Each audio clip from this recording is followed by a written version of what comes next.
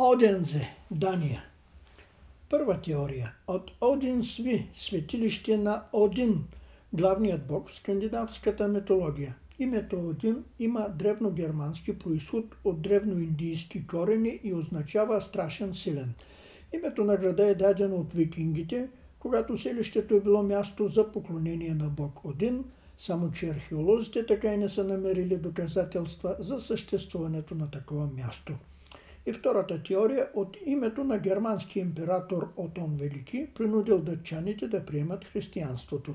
Одензе е центърът на ранното християнство в Дания. Теория на историка Ведел Симонсен, изказана в 1800 година.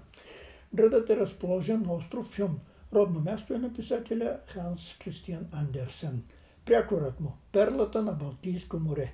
В 2009 печели приза най-добър град за паркиране.